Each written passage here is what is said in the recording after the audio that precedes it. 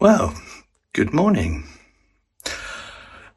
The Man on the Bench introduces Susan Spencer, a struggling widow working in a London typing pool during the sweltering August of 1939.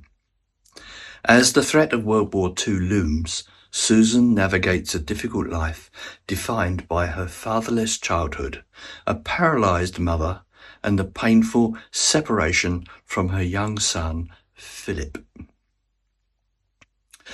The story then shifts to Douglas Harris-Churchill, a wealthy but mentally troubled nobleman who finds solace sitting beside St. Paul's Cathedral. After Susan initiates a conversation with him, a mysterious connection forms between the two despite their vastly different social classes. Their interactions take place against a backdrop of pre-war anxiety, where characters like Susan's friend Capucine and her aggressive friend David grapple with impending conscription and social upheaval. Ultimately, the story captures the intersection of personal grief and national dread on the eve of global conflict. Of all the books I've written, I think this is the most important one. But you would have to read that to find out why. It's not often that I tease you, in fact never, but that's the way I feel. And the book came about because of a real 21st century debate or discussion. Thank you for listening, and I hope you enjoy the AI voices. And if you would like to subscribe and ring that bell to support this channel, that would be fantastic. Thank you. Enjoy. Imagine sitting in the baking summer heat of London. It's 1939. The air is just incredibly thick. The sky is hazy, and every single person around you is quietly terrified of this impending war with Germany. Right. The tension is palpable. Exactly. And you sit down next to a man on a bench in the shadow of St. Paul's Cathedral. He turns to you and casually mentions the exact day the Second World War will begin. And when it will end. Yeah. Which is... Right. And the exact day it will end. But then his voice drops to a whisper and he tells you that the real thing to fear isn't the Luftwaffe. It isn't the bombs. It's something called rock and roll and this invisible, omnipresent terror called texting. It's just such a wild juxtaposition. It really is. Today we are opening the notebooks of the Man on the Bench. Welcome to the deep dive. We're exploring this fascinating narrative document simply titled The Man on the Bench. And I gotta say, it is an absolute privilege to dig into this text with you today because it completely shatters how we typically view historical narratives. I mean, usually we look back at the 1930s as a closed loop. We know how the story goes. Yeah, we know the ending. Exactly. But this document introduces a collision. It's this violent, psychological collision between the rigid, oppressive reality of 1930s British society and a truly terrifying, unutterable flood of our modern future. And the central mystery that pulls us through this entire document revolves around two incredibly distinct individuals. You have Viscount Douglas Harris-Churchill, a wealthy aristocrat who carries this extraordinary, agonizing condition. The gift of foresight. Right, this gift of foresight that feels way more like a cosmic curse. He is entirely trapped by the future. And then on the other side of the bench, we have Susan Spencer, an ordinary working-class widow who is entirely, inescapably trapped by her present. Which is really the core dynamic we need to unpack here. You have a man who possesses total knowledge of the universe, essentially, but absolutely no agency to change it. None at all. Right. And you have a woman who knows absolutely nothing of the future, yet, as we'll see, possesses just the sheer grit to forge her own destiny. I am frankly obsessed with the contrast here. You have the visceral horror of a 1930s mind trying to process visions of, like, the metaverse and artificial intelligence, contrasted against the suffocating, mundane reality of surviving in a patriarchal, class-obsessed society on the brink of a world war. It's a lot to process. It is. So let's start by looking at the world through Susan's eyes. Because to understand why she even speaks to this strange man, you really have to understand the inescapable architecture of her daily life. Inescapable architecture is the perfect way to phrase it, honestly. So Susan Spencer is 26 years old. She's a widow. And her reality is defined by constraints that are almost unimaginable to us now. Just totally foreign. Yeah. She lives in this dilapidated Georgian house in Snow Hill with her bedridden mother, Agnes. And Agnes is, well, she's basically a physical manifestation of the lingering trauma of the First World War. Right, because Agnes lost her husband in the Great War in 1918. She never really recovered from that immense grief. And then, when Susan's husband, Bob, dies, Agnes suffers a stroke. It's just tragedy compounding on tragedy. Exactly. So now she spends her days locked in a darkened room, chain smoking, drinking gin, and essentially acting as a ghost haunting her own daughter's life. And the historical context here is so crucial for you to understand. Agnes represents a massive demographic of women in the interwar period who were utterly broken by the casualty rates of WWI. Because society just expected them to move on. Precisely. The society around them expected them to just carry on with this stiff upper lip, right?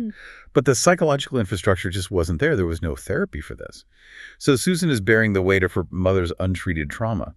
But the true tragedy, the real anchor of Susan's despair, is the loss of her son, Philip. And this is where I get so incredibly angry on Susan's behalf when reading the source material. Her husband, Bob, died of an aggressive blood cancer after only 2 years of marriage. Which is devastating. It is. Susan suffers a mental breakdown, completely understandably. I mean, who wouldn't? And she's hospitalized for a year. While she's incapacitated, her bitter mother-in-law, Gail, essentially confiscates Philip. And Susan is only allowed to see her own child once a week. It feels like outright kidnapping to a modern reader. That's exactly what I wanted to ask about. How on earth was this legal? Why couldn't Susan just go to the police and say, my mother-in-law stole my baby? Well, because the legal and economic structures of 1930s Britain were heavily stacked against a working-class widow. It all comes down to the concept of guardianship and financial viability. The money always dictates the rules. Exactly. The patriarchal system at the time heavily favored the family with resources. Gail, the mother-in-law, could easily argue that Susan, having been hospitalized for a quote-unquote nervous condition and now working a low-wage job, was unfit or simply unable to provide a stable home. And Susan just doesn't have the capital to fight back? She doesn't. She couldn't afford a lawyer to fight it in court. She couldn't afford childcare while she worked. Society essentially dictated that because she lacked a husband to provide for her, she forfeited her right to motherhood. It's like she's trapped inside the gears of this massive clock where every single movement is dictated by the cogs above her. She has zero power, and that powerlessness extends perfectly into her workplace. Oh, the workplace is a whole other nightmare. Truly.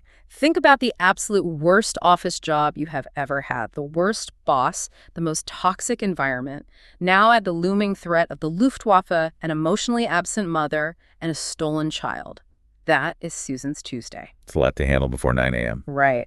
She works in a grimy typing pool at an insurance company called Vaillant & Son, located right near St. Paul's. And the typing pool in this narrative serves as a brilliant microcosm of 1930s workplace dynamics. You know, class tension, casual misogyny. It's overseen by two incredibly toxic figures. First, you have the manager, Mr. Cyril Crippen. Oh, Crippen.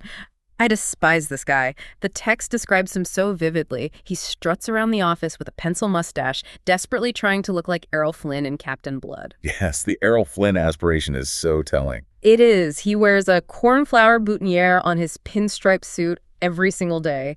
He's pompous, short-tempered, and he constantly, overtly harasses the women who work under him.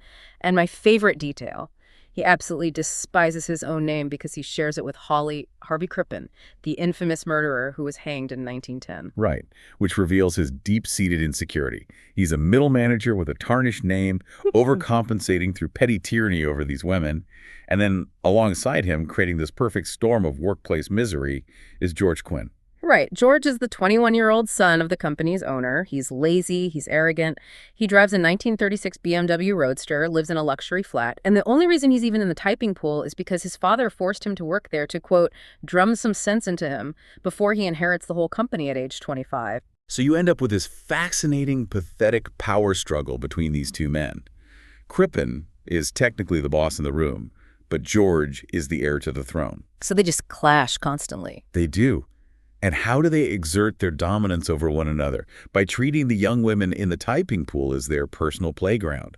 They demean them, pester them, and use them as pawns in their own ridiculous ego battles. It is infuriating to read, but this is where the text gives us this incredible spark of rebellion, because the women don't just sit there and take it silently.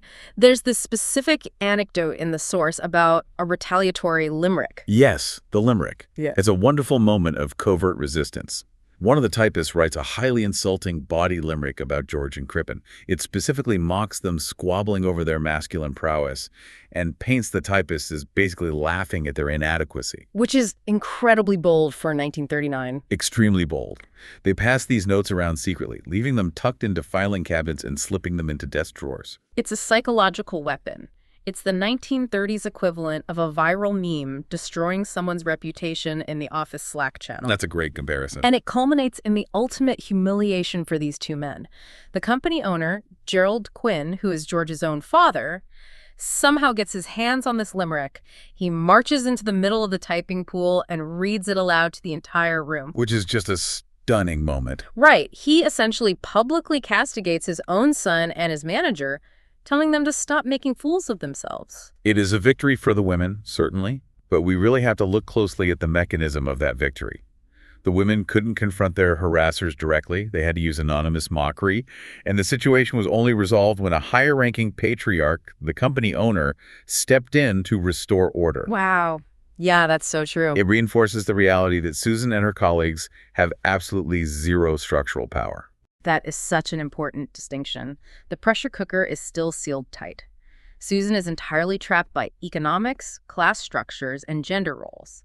And because she is so isolated, so observant of the world passing by outside her window, she notices him, the man on the bench. And this brings us to the inciting incident of the entire narrative. Susan's suffocating, hyper-regulated world is about to collide with a man whose mind is trapped in a completely different kind of prison. A completely alien prison. Yes. Susan, who is prodded by her glamorous, gossipy French friend and coworker, Capucine, decides to cross a massive, invisible social boundary.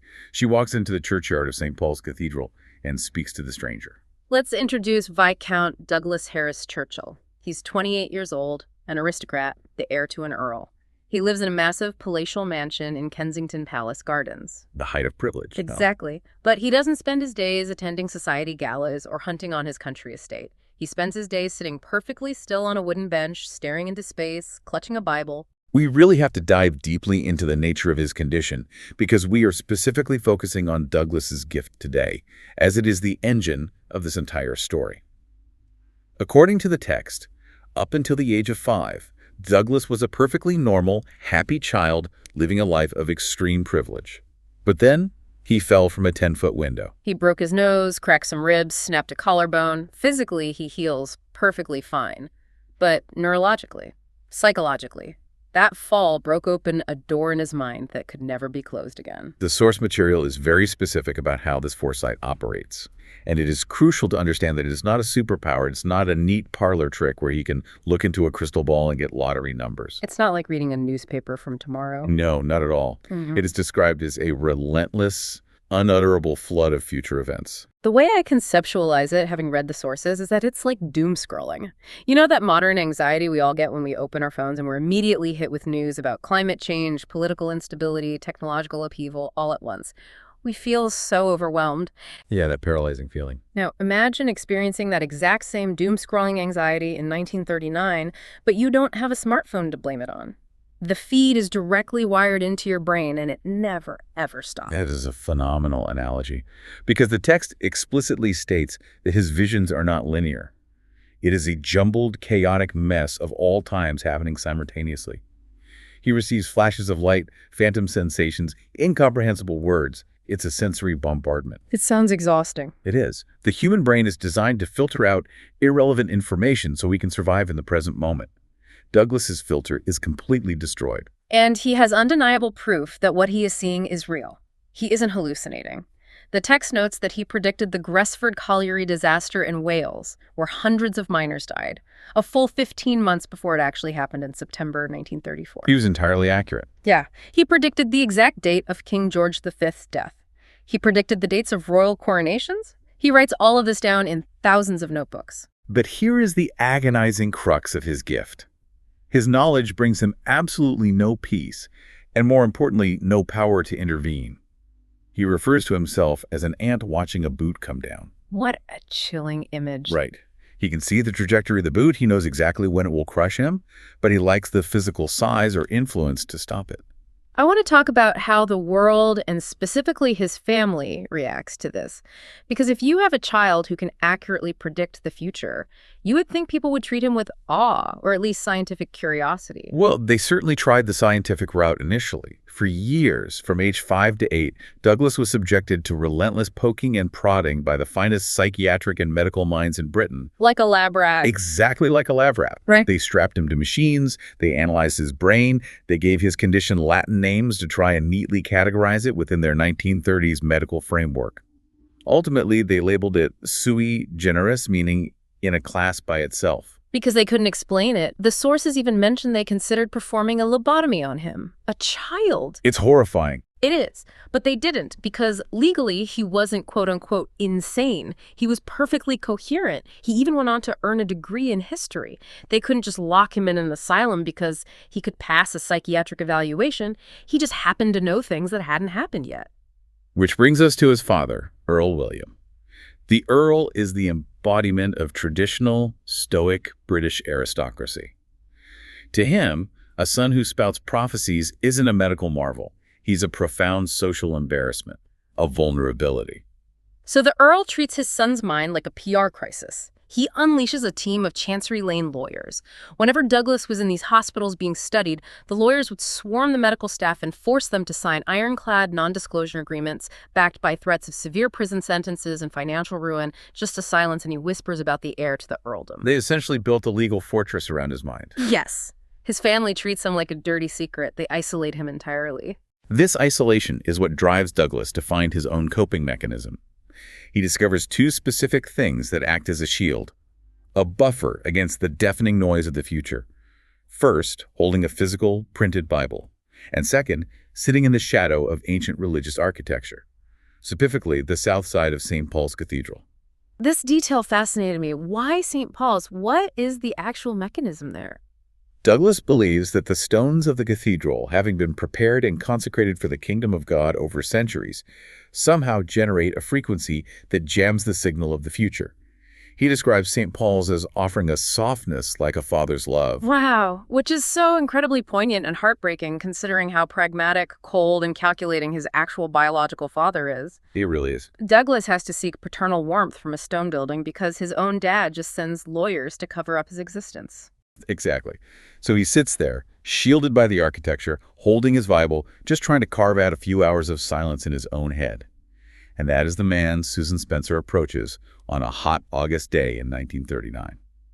Two people, entirely isolated from the rest of humanity for completely different reasons, meeting on a bench. And their initial interaction is so fraught and bizarre. Susan, egged on by Capucine, walks up to him. And Douglas, because his social skills are essentially non-existent, initially speaks to her in these poetic, terrifying riddles. He's not used to small talk. Not at all. He tells her that St. Paul's is a place where he is mostly free from the devils and their thoughts that live in the future. You can just imagine Susan's reaction to that. She almost walks away, assuming he's just a well-dressed lunatic. The streets of London were full of eccentric characters. Why would she linger? But she does linger, because Susan possesses a deep, hard-won empathy. She is uniquely positioned to understand suffering and isolation. When she learns that he feels disconnected from the world, she takes a monumental social leap. She invites him for coffee, and not just to a cafe. She brings the heir to an earldom back to her grease-stained, dilapidated kitchen in Snow Hill. The contrast here is staggering, and the narrative uses it brilliantly to highlight their different worlds. I mean, Douglas lives in a mansion where his maid, Kathleen, brings his morning tea on a 200-year-old silver tray. His family estate in Northamptonshire, Charway House, has 96 bedrooms. 96? Yeah. And here he is, sitting in Susan's cramped kitchen, drinking cheap instant coffee, listening to the plumbing drip. And he absolutely loves it. The text makes it clear that he relishes the gritty reality of her life. It grounds him. It's the present moment, tangible and undeniable. And it's during these interactions in her humble kitchen that Douglas really opens up. He brings out his notebooks and reveals the specific contents of his visions to Susan and Capucine.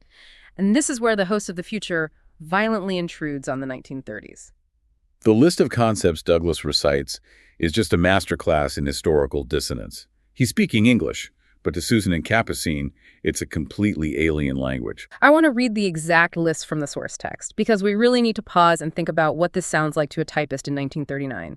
He tells them he sees a future of, quote, eating insects, texting, AI, robots, remote surgery, mobile phones, atom bombs, social media, the decline of Christianity, Twitter and X, Rumble, hacking, pizzadissa, femtosecond manufacturing, metaverse, Web3, cryptocurrency, 15-minute cities. It literally sounds like absolute gibberish, made-up nonsense words. But I want to push on this. How is he even conceptualizing these things? Like, let's take the metaverse or cryptocurrency. Does he see people wearing VR headsets? Does he see lines of code? If you only know steam trains, early combustion engines, and telegraphs, how does your brain process femtosecond manufacturing? That is the psychological horror of his condition. We have to assume he doesn't fully understand the underlying mechanics of what he's seeing. He is likely experiencing it as a horrifying abstraction. For the metaverse, he might simply see millions of people sitting perfectly still in darkened rooms, their minds seemingly detached from their bodies, interacting with ghosts of light. Which looks terrifying if you don't know it's a game or a social space. Right. And for crypto, he might just hear the word repeated endlessly alongside visions of invisible wealth that isn't tied to gold or land, which, to an aristocrat, is terrifying. He sees the symptoms of the future, the aesthetics of it, but he lacks the foundational context to comprehend it. It's like showing a caveman a working jet engine. The caveman knows it's loud, he knows it's hot, but he has no idea what aerodynamics are. Douglas has all this knowledge, but no context to explain it, and no audience that could possibly comprehend it. But amidst all of that chaos, the atom bombs, the hacking, the truly fascinating aspect is what he considers the ultimate harbinger of doom. Yes, the pinnacle of his anxiety. Out of all the world-ending technologies he lists, the thing that Douglas tells Susan will destroy their familiar world, the thing that will bring about what he calls zombies, people permanently glued to screens, are three simple words: rock and roll. I had to read that section of the source material twice. I mean, Douglas is sitting on a bench in August 1939. In a matter of days, the most destructive, industrialized slaughter in human history is going to commence. Cities will be leveled. Millions will die. And he's morally terrified of teenagers listening to Elvis Presley in the 1950s. How does that make any sense? It makes perfect sense when you understand the psychology of an aristocrat. Why does rock and roll terrify him more than World War II? Because World War II, despite its unprecedented scale and horror, is still fundamentally a traditional state-on-state conflict. It's an event that his father, the Earl, actually understands and welcomes. Right, his father's probably excited about it. Exactly. The Earl is eager to put on his uniform, go to his gentleman's club, and strategize. Traditional war, ironically, reinforces the existing social hierarchy. The peasants fight, the lords command. The rock and roll. But rock and roll. The Cultural Revolution in the 1950s and 60s, the democratization of media, the eventual rise of the internet, that represents the total irreversible annihilation of the rigid class structure that defines Douglas's entire existence. He tells Susan that rock and roll is a pandemic. He genuinely believes it will sweep away the historical, ethical world they know. He sees a future where people are homogenized, where the distinct markers of manners, dress, and class are erased. It's a flattening of society. Exactly. To an Earl's heir, the democratization of culture isn't freedom, it's the apocalypse. It's the end of his bloodline's relevance. He is prophesying the death of deference. And on the flip side, amidst all this anxiety about the breakdown of society, he offers a vision of hope that is equally baffling to Susan. He predicts a figure who will, quote, save the world of its time. Right. He describes a woman connected to the king, someone who will be universally loved, whose vulnerability will connect with the masses, and whose untimely death will cause the entire world to weep. He explicitly names her Diana. He's predicting Princess Diana in 1939. To him, she represents a future synthesis, a bridge between the ancient royal institutions he understands and the emotional, democratized media age he fears. It's just wild. But while Susan is trying to process all this with an open mind, not everyone is as patient. Capucine, the glamorous French friend, has a very different reaction. Capucine's family fled the horrors of the First World War in France. She's terrified for her father, and she's terrified for her boyfriend David, who is eager to go fight the Drummonds. She has real, immediate stakes in the impending war. She does. So she confronts Douglas outside the cathedral, essentially accusing him of sinfully frightening people with his doomsday talk. And Douglas's response to Capucine is arguably the most chilling, visceral moment in the entire text. He doesn't argue with her. He simply removes his protective Bible, lowering his shield, and delivers a prophetic poem. The imagery he uses is devastating. He describes the forthcoming WWII hospital wards. He talks of a figure Saturnine-like, his scary but welcoming scythe. He describes saline drips, burnt skin, the smell of gangrene, and broken voices calling out in the dark. He explicitly names the future battlegrounds, Stalingrad, Midway, and Normandy. He paints this bleak, unsparing picture of mechanized slaughter, describing young men heroes hanging by a silver thread connected to God. He forces Capucine to confront the undeniable reality of what is coming. And it breaks her. It leaves Capucine literally shaking. She walks away from the cathedral, buys an evening newspaper, and sees a headline about Hitler's rallies in Danzig. At that moment, she realizes that the nightmare Douglas just recited to her isn't some madman's fantasy. The gears are already turning. It is already beginning. Douglas is a man crushed by the weight of inevitable tragedies. He knows the names of the battlefields before the generals even looked at a map. And yet, amidst all this cosmic horror, a very human, very fragile romance begins to bloom between him and Susan. But a love story between a viscount and a typist doesn't just get to exist in a vacuum, especially not in the summer of 1939. Reality was always going to violently intrude. The blooming romance hits a massive, inescapable brick wall of societal expectations. They try to have normal dates, but the tension is always there. They go to the British Museum, specifically the Egyptian galleries, and even here, his gift haunts him. Douglas looks at the ancient mummies, and he ponders what those pharaohs would think of 1939's mechanized slaughter. He can't escape time. No. He wonders aloud if some psychic in 1839 tried to warn people about motor cars killing thousands of pedestrians. He is constantly contextualizing the present moment through the lens of deep, stretching time. But the true interference of reality happens during their next date. Douglas takes Susan to an outdoor Baroque music concert in Gray's Inn Gardens.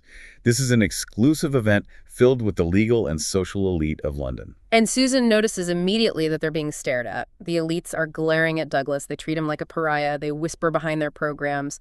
They all know about his eccentricities, his stays in psychiatric hospitals, the lawyers his father hired. It's toxic high society gossip. Exactly. It makes Susan incredibly uncomfortable, but it also ignites this fierce protective instinct in her.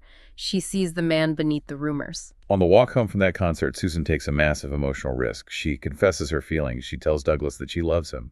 And Douglas, despite clearly reciprocating those feelings, rejects her. He shuts her down completely. And his reasoning is so tied to his class. He states his absolute duty to his title. He tells her that if the succession fails, if he doesn't produce an heir, the consequences are dire. We should explain why this matters so much. To a modern listener, succession failing sounds like a purely symbolic problem. Like, who cares about a fancy title, right? Exactly. But in the 1930s aristocracy, an earldom wasn't just a title, it was a massive corporate entity. If Douglas doesn't have a legitimate heir, or if he marries someone deemed completely unacceptable by the family trust, the estate could be plunged into legal chaos. Taxes could gut it. The properties could be sold off. Real people would suffer. Yes. He tells Susan that hundreds of tenant farmers, maids, groundskeepers, and villagers, depending on the Sharway House estate, would become unemployed. He tells her, directly to her face, that he must marry within his class to ensure the bloodline and the estate's survival. He points out that she's a commoner, a typist, a widow with a child. It is brutal. Susan walks home weeping into her handkerchief. It is a heartbreaking moment of internalized class oppression. Douglas hates the aristocratic rules. He knows they're going to be swept away by the future he foresees, but he feels utterly bound by them in the present.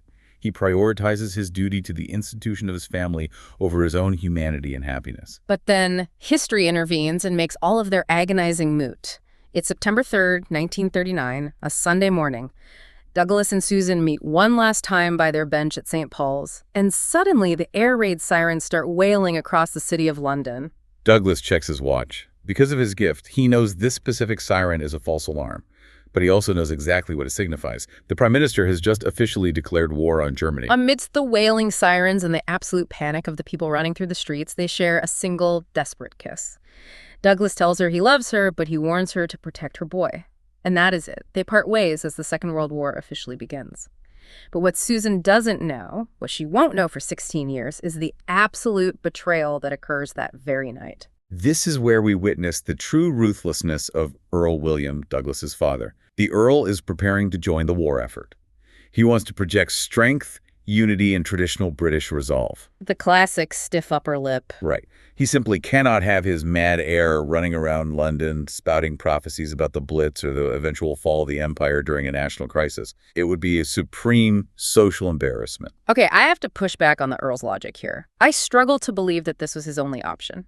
If you're a war-hungry, powerful Earl, and you have a son who can accurately predict enemy troop movements, who knows exactly how and when the war will end, wouldn't you want to use him as a secret weapon? You would think so? Right. Wouldn't you take him to Churchill and say, here's the cheat code to defeat Hitler and gain immense political power for your family?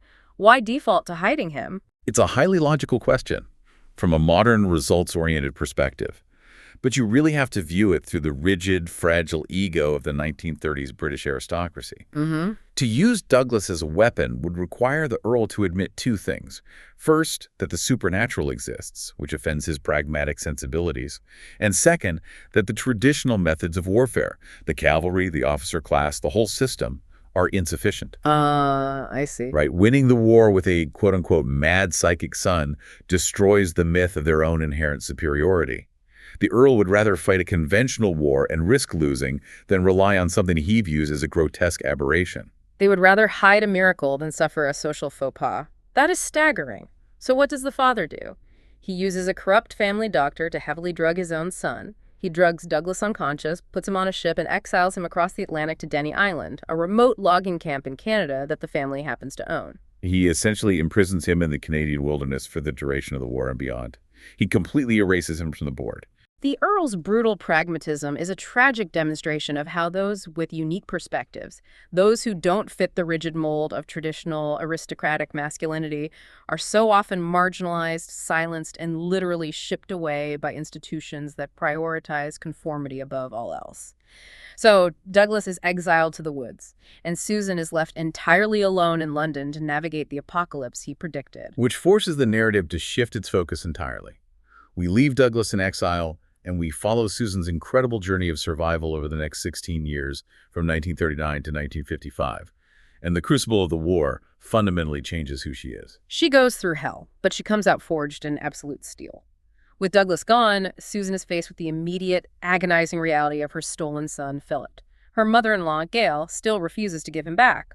The war is starting, the evacuations are beginning, and Susan realizes that to fight the patriarchal system, she has to use his own rules against it. She needs leverage. She needs the status and financial stability of a husband to force Gail's hand. So she makes a desperately pragmatic, almost heartbreakingly cynical choice.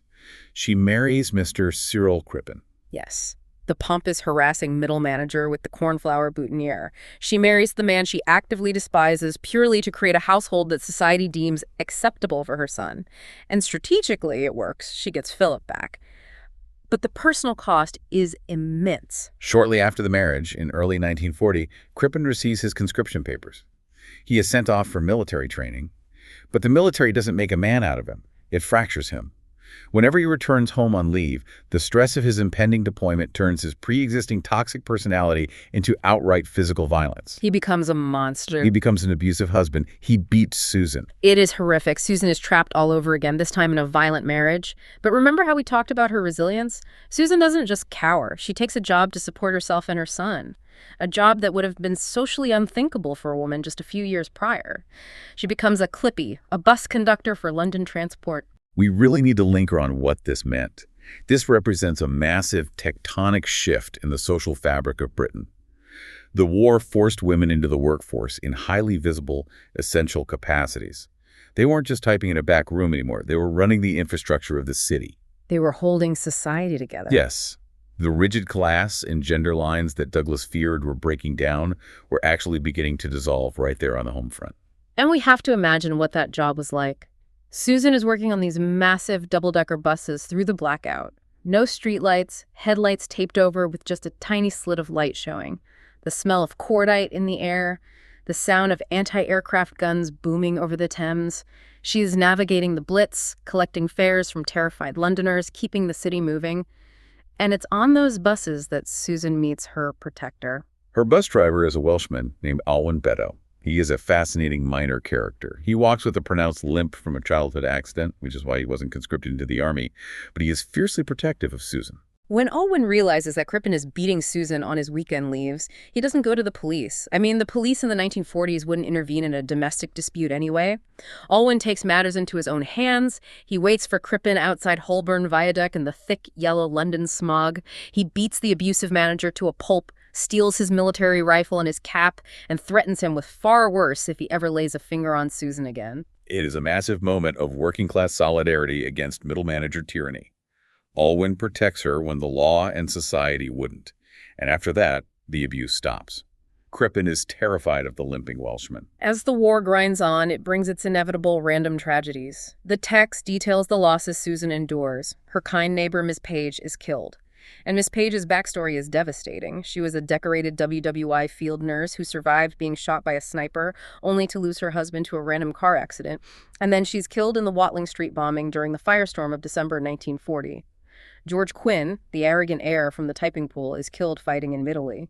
The war spares no one. And then, in August 1944, Susan gets the dreaded telegram, the official notification from the War Office.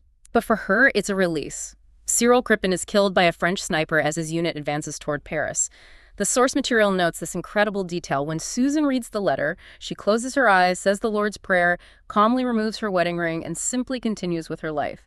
She feels absolutely no grief, only relief. By 1945, the war ends, exactly on the dates Douglas predicted. Susan is offered her old job back at Vaillant & Son, but the dynamic has shifted entirely. She doesn't return as a typist. She is made the manager of the typing pool. She takes Crippen's old job. She has climbed the ladder. I just marvel at Susan's character arc. When we met her, she was this passive victim of her circumstances, bullied at work, bullied by her mother-in-law, nursing a gin-soaked mother in the dark. Over 16 years, she becomes a hardened, pragmatic survivor. She manipulated the patriarchal system to save her child. She survived the relentless bombing of the Blitz. She survived an abusive marriage. She didn't need a psychic Viscount to save her. She saved herself through sheer, undeniable grit. Which provides the perfect thematic counterpoint to Douglas. Douglas possessed all the knowledge of the universe, but he was paralyzed by it. Susan knew absolutely nothing of the future, but she actively forged her own destiny. Fast forward 10 years. It's now 1955. The war is a memory. London is rebuilding. Susan's mother, Agnes, has passed away. Her son, Philip, is growing up. And one day, Susan looks out her office window at Vaillant & Son, looking down at the churchyard of St. Paul's Cathedral. The landscape has changed. The ancient trees in the churchyard were blasted away during the Blitz, but the wooden benches have been replaced. And sitting on one of them is a man. Susan goes down to the churchyard. She sees a man who is bald, heavily tanned, weather-beaten from years of outdoor labor, wearing an old, faded suit. It takes her a moment to process it, but she recognizes those sharp blue eyes. It is Douglas. And her reaction is so wonderfully grounded. She walks up to him, points a finger right at his face, and playfully says his own terrifying buzzword, rock and roll. I love that. Rock and roll, it cuts through all the tension. They fall into each other's arms. Douglas explains everything that happened. He reveals his 16 years of isolation in the Canadian logging camp. He explains how he survived the mental anguish by filling boxes upon boxes of notebooks with future predictions. He mentions writing down the assassinations of JFK and Robert Kennedy, describing the modern cars they would be riding in. The flood of the future never stopped. Until one specific day. And this is the twist, the crucial climax of his life story. Douglas reveals that a month ago he was out in the Canadian woods walking toward a place called Bishop Lake. And suddenly, without warning, his mind went completely, silently blank. He says it became as still as an ice field in midwinter. The relentless flood of the future, the overlapping voices, the terrifying visions of the metaverse and atom bombs, it all just stopped. The silence was so sudden and shocking that he actually fainted. And when he woke up hours later, he learned that at that exact moment, across the Atlantic Ocean in England, his father, Earl William, had died. With his father's death, the gift vanishes completely. He is cured. And practically speaking, because his father is dead, Douglas is now the Earl. The oppressive authority that exiled him is gone. He immediately packed his bags, flew across the ocean, and returned to that specific bench to wait for Susan. And he proposes to her right then and there. Susan is stunned, but she accepts. He takes her to his lavish London home in Kensington Palace Gardens. And who opens the door? Kathleen, the young maid from 1939, who is now the housekeeper. Douglas assures Susan that the old guard is gone. He tells her he will cut off the allowances of any snobbish aristocratic relatives who disrespect her. He is finally, truly, his own man. But we have to deeply analyze the sudden disappearance of the gift, because it is the thematic cornerstone of the story. How do we interpret this cure? Was the psychic power somehow inextricably tied to the oppressive weight of his father's expectations? Exactly. Was this a literal supernatural manifestation of generational trauma? Was his brain breaking under the intense pressure of trying to be the perfect heir for a father who valued rigid conformity above all else? And once the ultimate symbol of that doomed aristocratic world, the Earl, finally dies, the psychological pressure is released. Douglas is free. The text leaves it brilliantly ambiguous. Was it a divine curse lifted by God, perhaps returning his mind to him as a reward for enduring his exile? Or was it a complex psychosomatic manifestation of his hyper-awareness of a dying world? Either way, the practical result is the same. He no longer needs to live in the terrifying future because he is finally allowed to live in the present. He finally has agency. The story ends with them driving off to Sharkwell House, his massive estate in Northamptonshire, in a Bentley. But as they stop at a traffic light in London, Susan looks out the window. She sees a group of youths standing on the corner, what the newspapers at the time were calling teddy boys, and they're smashing a glass bottle in the street. And Susan shudders. She thinks of Douglas's frantic warning from 1939 about the breakdown of society, about the cultural pandemic of rock and roll. Even though Douglas has lost his visions, the future he predicted is arriving right on schedule.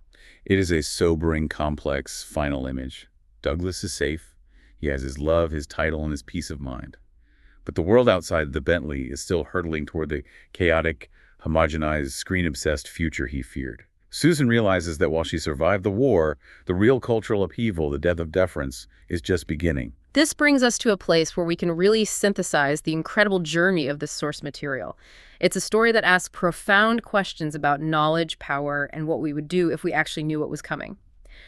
Douglas had all the knowledge of the universe. He knew about crypto, he knew about AI, he knew about the bloodiest battles of the century, but he was utterly powerless to change a single event. He was paralyzed by foresight. Completely paralyzed. Susan, on the other hand, knew absolutely nothing of the future. She was blind to it. Yet she actively forged her own destiny.